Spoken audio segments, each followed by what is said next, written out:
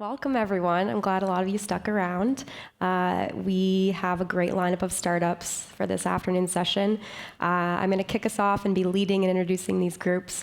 My name is Sam Wagner. I'm with Aptyx, and we are all about making success happen. So as a global CDMO, we are really working on your products, and your products are our purpose. So we're helping you as startups make your purpose happen every day. And we know that success in medtech development isn't just about having a great idea, but it's about planning and execution to make sure you get to clinical success. And so we have prepared a couple tips and tricks for our startup companies, some things that we've learned over the years as a CDMO that help startups succeed. So our first tip is to select the right partner. So your contract manufacturing group can really be a strategic partner for you if you choose the right group. So you should make sure they have similar device experience to what you're working on. They are a full-service partner that can get you all the way from design through commercial manufacturing. And most importantly, that they welcome startups and they like working with startups. And they understand the funding cycles and challenges of working with startups, and they're willing to go through that path with you. So, a good CDMO has startup experience and has experience with M&As with other startups, and they may even be able to introduce you to some of those strategic partners for your exit. Our second tip is to prepare for the unexpected. So control what you can, but plan for what you can't.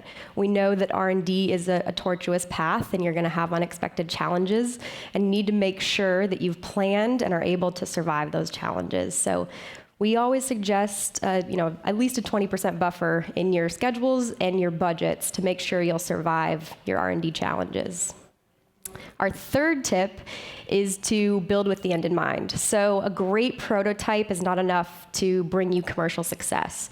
You need to design with manufacturability in mind so that you have a product that works in the end and is reliable processes and scalable processes and repeatable processes. So designing for manufacturing is very important for your commercial success. Also designing a product that will pass regulatory testing. Make sure that you will actually get through FDA approval. And then, like I mentioned, the scalability, making sure that product is a product that can scale with your commercial volumes.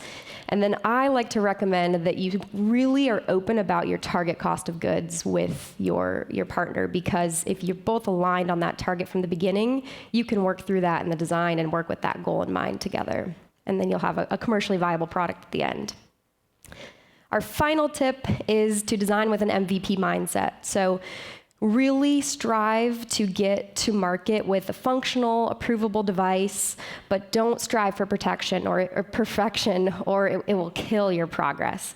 Our regulatory pathways really allow us to make iterative improvements after you are approved. So get to the market, then optimize based on your clinical feedback. So who are we and how can we help? We are, like I said, a contract design and manufacturing group, and we have global capabilities with engineering, molding, extrusions, and coating solutions.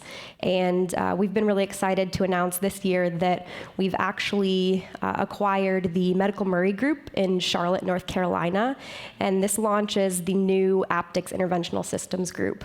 So this group is focused on assembly and finished goods products, and we're really focused on catheters and implants and other minimally invasive systems. So very excited that we're launching Aptyx Interventional Systems. We're here to help and shaping what's possible tomorrow with helping all of these startup groups.